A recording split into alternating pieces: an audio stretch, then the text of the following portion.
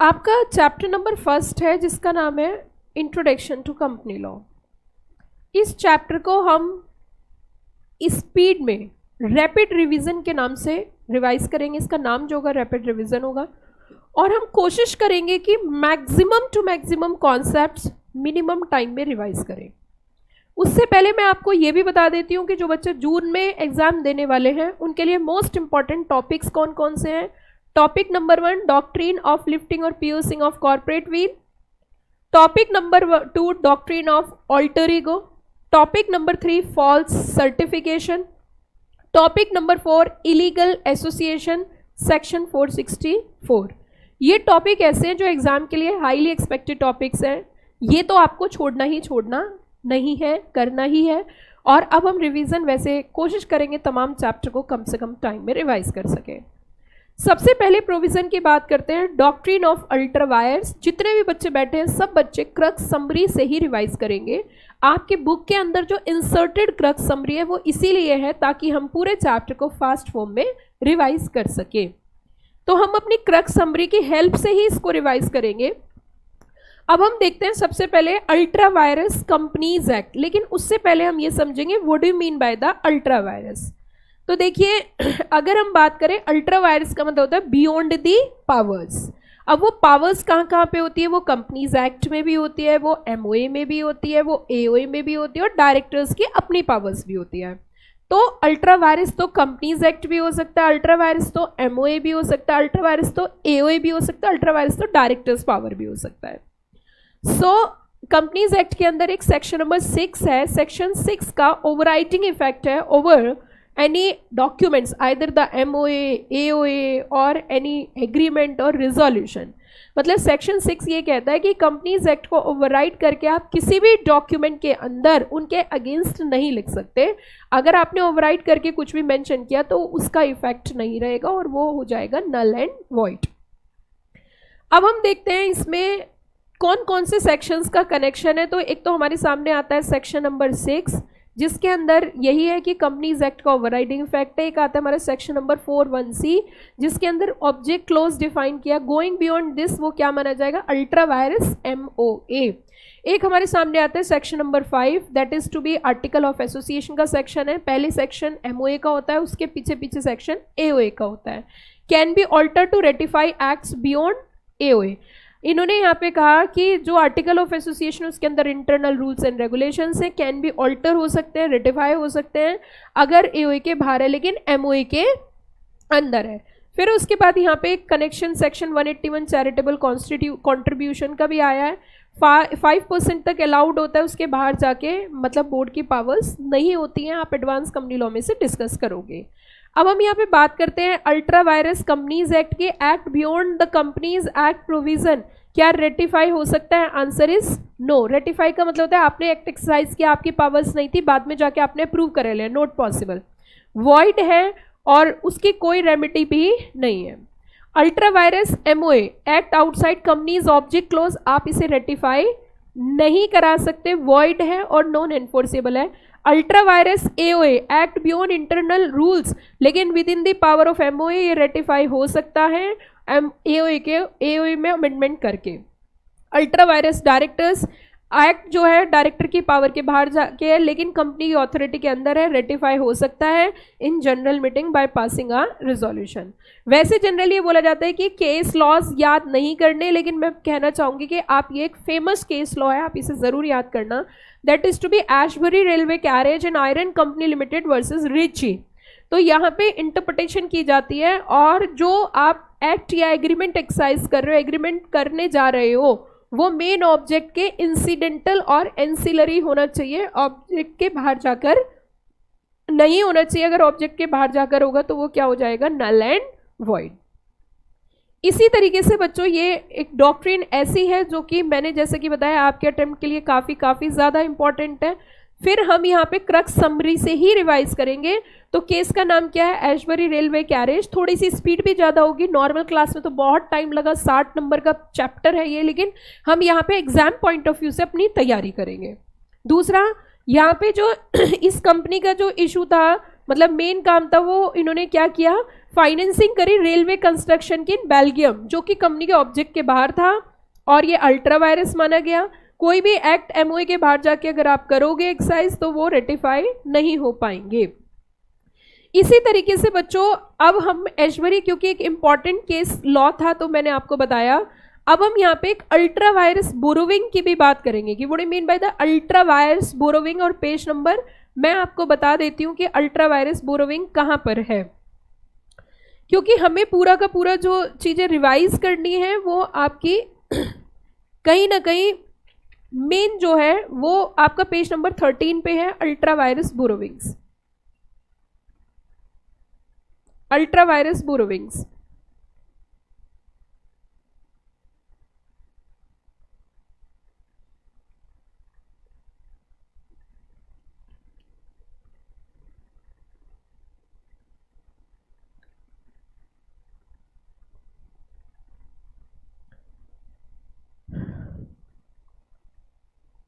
काफी important concept है। What do you mean by the ultra vires borrowing beyond the scope of its object close.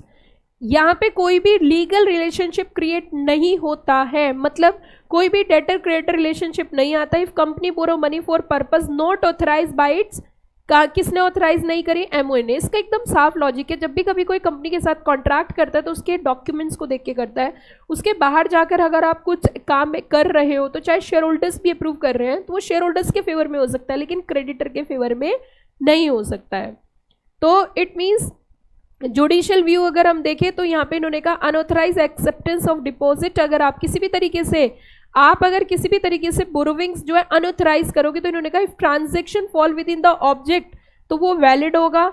If transaction outside the capacity of MOA तो क्या माना जाएगा, ultra vires. If transaction abuse power और done without authority, यहाँ पे भी क्या माना जाएगा, अल्ट्रा वायरस।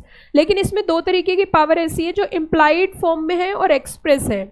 एक्सप्रेस मतलब जो आपके बोलकर या लिखकर ही पावर दी जाएगी तभी आप एक्सरसाइज करोगे, और कुछ पावर्स ऐसी हैं जो आपको ऑटोमेटिकली मिलती है, उन्हें बोलते हैं हम इम्प्लाइड पावर्स। मैं इसमें क्रक्स यही बताना चाहूंगी, वैसे मैंने आपको कैसे याद कर लेना क्लास के दौरान, मैं आपको इसमें यही बोलना चाहूंगी कि इसमें ये चीज ध्यान रखना है। इम्प्लाइड पावर्स में क्या आएंगी, इम्प्लाइड पावर्स में आएंगी वो पावर्स जो कि बिजनेस को चलाने के लिए है।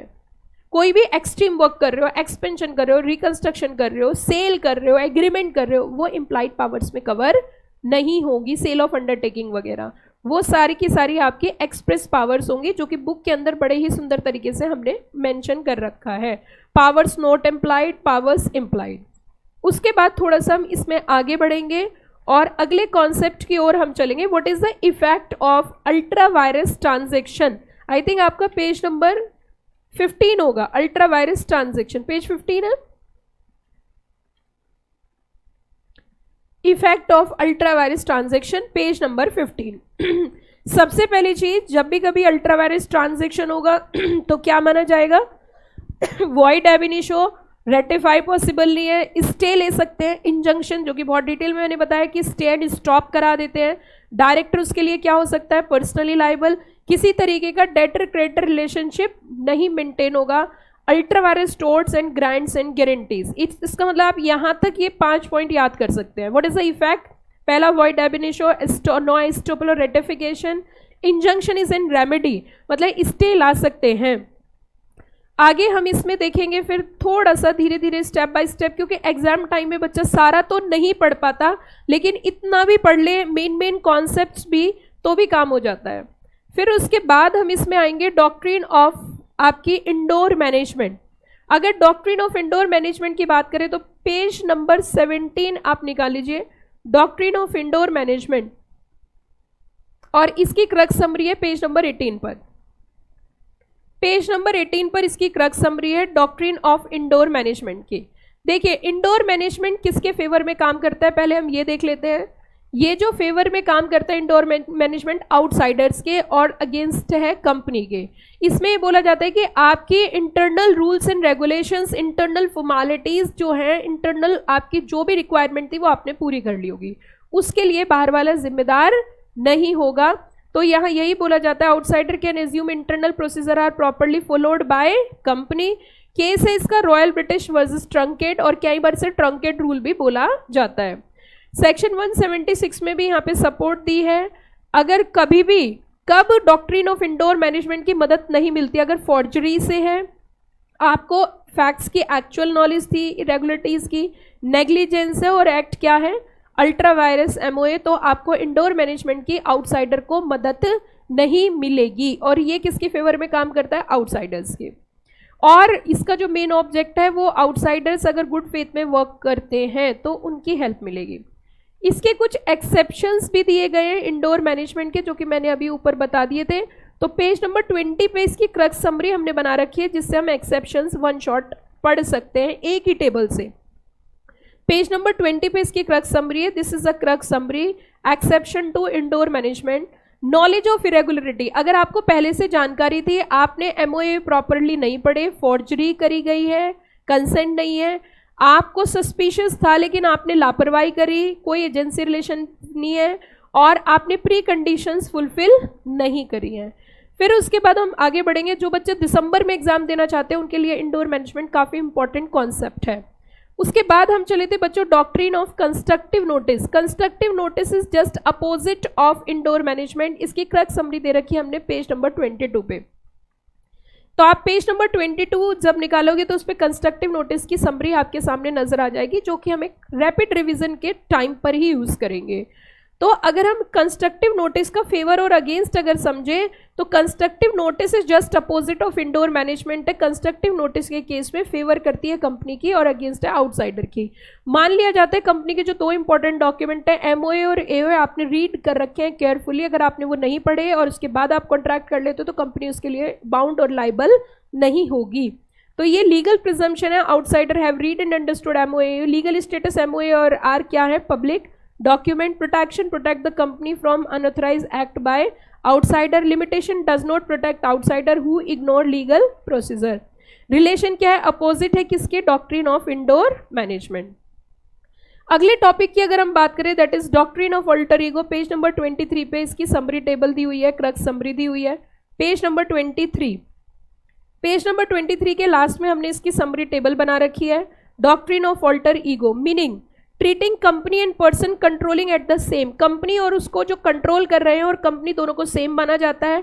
जो व्यक्ति जो as a professionals as a directors जो काम कर रहे हैं उनको बोल दिया जाता है वो अपना पर्सनल बिजनेस कैरी ऑन कर रहे हैं, बिल्कुल भी लीगल स्टेटस का कोई भी नजर नहीं आता, कोई सेपरेट लीगल एंटिटी नजर नहीं आती।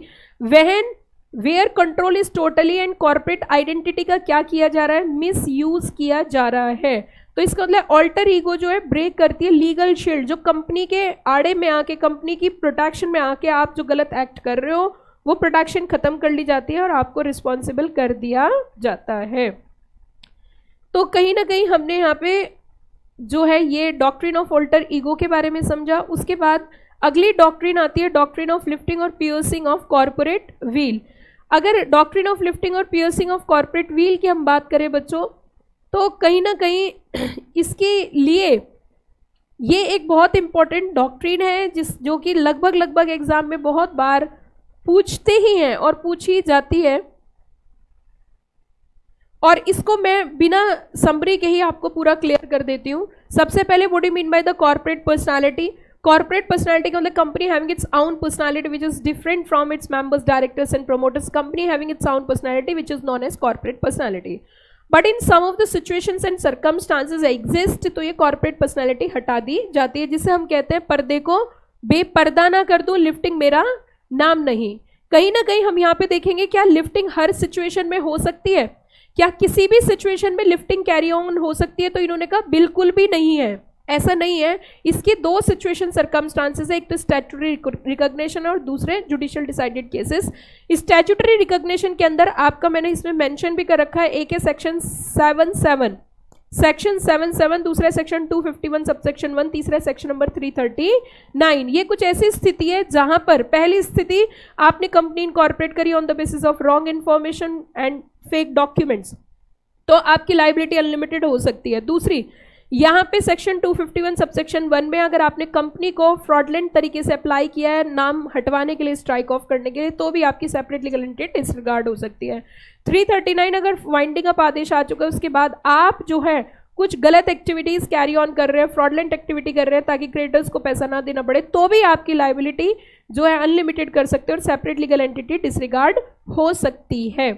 ये थे हमारे स्टैट्यूटरी रिकॉग्निशंस। इसके अलावा हमारे judicial decided cases, multiple judicial decided cases हमने पढ़े, चाहे वो अवॉइडेंस ऑफ वेलफेयर लेजिस्लेशन हो, चाहे टैक्स का इवेजन हो। इसमें जो टैक्स का इवेजन है वो बहुत इंपॉर्टेंट टॉपिक है, जिसमें एक जो है एक व्यक्ति होता है और उसका नाम क्या रहता है, याद है किसी को? हाँ, मानिक जी पैटेड। बहुत अमीर व्यक्ति होते हैं, उनके पास बहुत सारे इन्वेस्टमेंट होते हैं, वो इन्वेस्टमेंट के बदले उनको मिलती है रिटर्न, और वो क्या करते हैं अपने इन्वेस्टमेंट जो है डाइवर्ट कर देते, 4 कंपनी बनाते, चारों में ट्रांसफर कर देते, तो वो जो रिटर्न आती है वो चारों कंपनी के पास आती है। मानिक जी कहते हैं मेरे पास कोई रिटर्न नहीं है। ऐसी सिचुएशन में जो वो कंपनीज उन्होंने बनाई है और जो मानिक जी पैटेड है, दोनों की एंटिटी सेम मान ली जाती है और सेपरेट लीगल एंटिटी डिसरिगार्ड करके उनसे जो है टैक्स ले लिया जाता है। ठीक है, इस तरीके से हमने कुछ जुडिशियल डिसाइडेड केसेस भी पढ़े। इसके बाद जो है जुडिशियल डिसाइडेड केसेस में हमने ये भी देखा कि क्या स्मॉल स्केल एंटिटीज में भी लिफ्टिंग और पियर्सिंग ऑफ कॉर्पोरेट व्हील हो सकती है, तो आंसर इज यस, बिल्कुल हो सकती है, क्योंकि जितने भी स्मॉल स्केल इंडस्ट्रीज होती हैं उनको जो आपकी बेनिफिट्स और एग्जेम्पशंस कंपनीज एक्ट की तरफ से मिलते हैं वो सिर्फ मिलते हैं किस बेसिस पर, ताकि वो अपने बिजनेस को कैरी ऑन कर सके। लेकिन कई बार बड़ी कंपनीज की अगर वो सब्सिडरी होती हैं तो ऐसी स्थिति में उनकी कॉर्पोरेट पर्सनैलिटी डिसरिगार्ड करके फाइंड आउट किया जाता है who are the actually control the company, actual में इस कंपनी को चला कौन रहा है। ये था बच्चों एसएसआई का, ये मानिक जी पैटेड का केस था जो मैंने आपके साथ डिस्कस किया है। एग्जाम में बिल्कुल ऐसे ही पढ़ना होता है, एक चैप्टर 15 से 20 मिनट में रिवाइज हो जाना चाहिए नंबर के बेसिस पर। अगर एक चैप्टर की वेटेज 10 नंबर है तो 10 मिनट में वो रिवाइज हो जाना चाहिए, तभी जाके आप सारा सिलेबस रिवाइज कर सकते हो। तो ये हमने वेलफेयर लेजिस्लेशन तमाम चीज़ें बहुत डिटेल में हमने आज की क्लास में डिस्कस करी। उसके बाद हम यहाँ पे आए थे जो कि मैं आपको बता रही थी एसएसआई, स्मॉल स्केल इंडस्ट्रीज के बारे में, और एक लास्ट कॉन्सेप्ट इसमें ये देखिए, use of corporate veil to hide criminal activities. Criminal activities अगर मैं बात करूँ तो पेज नंबर 35 पे जो मैंने जस्ट आज की क्लास में ही आपको पढ़ाया है कि क्रिमिनल एक्टिविटीज के लिए कंपनी जो चल रही है उसमें ये देखा जाता है कि अगर कंपनी को जो लोग कंट्रोल कर रहे हैं वो इवेजन कर रहे हैं कस्टम का, एक्साइज ड्यूटी का, और उनका अपनी ये कंपनी जो चला रहे हैं वो फैमिली बिजनेस चला रहे हैं, तो ऐसी स्थिति में भी कॉर्पोरेट पर्सनैलिटी डिसरिगार्ड कर दी जाती है।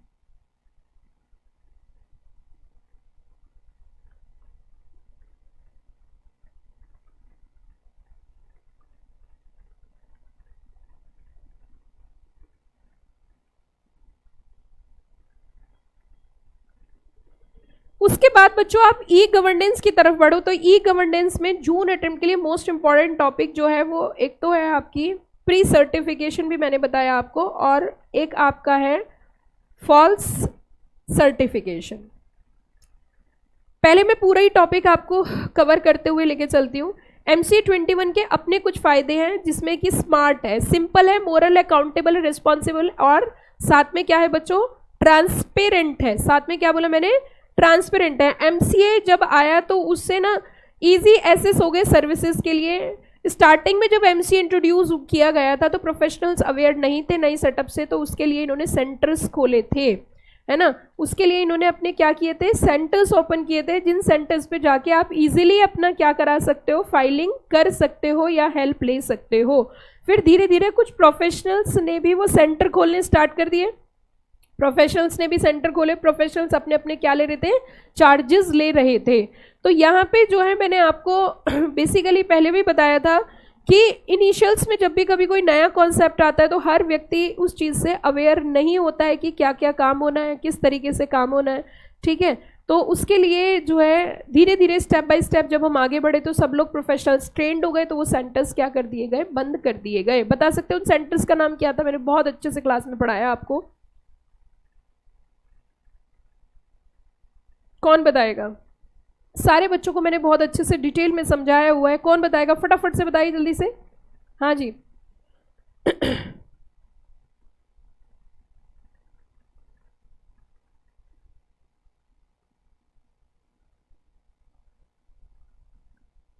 ये बिल्कुल शो करता है, एकदम क्लियरली इम्प्लाइडली शो करता है कि जो बच्चा क्लास में पढ़ने आते हैं वो घर पे जाके बुक को उठा के भी नहीं देखते हैं, क्योंकि इतना डिटेल कॉन्सेप्ट हमने क्लास में डिस्कस किया था, बहुत बहुत डिटेल में हमने इसे पढ़ा था।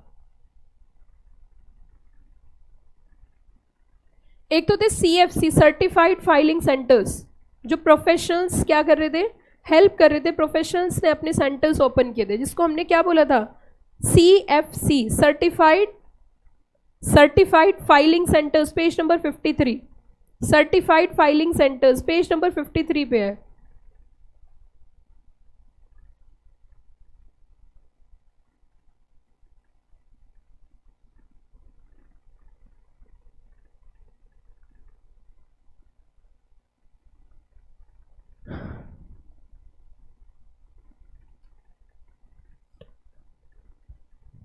और दूसरा था बच्चा RFO, रजिस्ट्रार फ्रंट ऑफिस, और एक था हमारा CFC, सर्टिफाइड फाइलिंग सेंटर्स।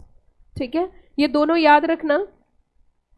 बाकी फॉल्स प्री सर्टिफिकेशन के बारे में मैं आपको बता देती हूँ, आप रीड कर सकते हो। प्री सर्टिफिकेशन का मतलब होता है ROC अपना बर्डन कम करना चाहती है, बर्डन कम करने की वजह से वो क्या करते हैं, बेसिकली सर्टिफिकेशन का कॉन्सेप्ट आता है कि पहले इस फॉर्म को सर्टिफाई कराइए CACS CMA से, फिर उसके बाद आप हमें फाइल करिए, इसे बोलते हैं प्री सर्टिफिकेशन। ठीक है, दूसरी चीज ये है कि इसमें अगर कई बार प्रोफेशनल्स फॉल्स स्टेटमेंट या फॉल्स सर्टिफिकेशन करते हैं तो उनके ऊपर सेक्शन लगता है 447 फ्रॉड का और 448 फॉल्स डॉक्यूमेंट्स प्रिपेयर करने का।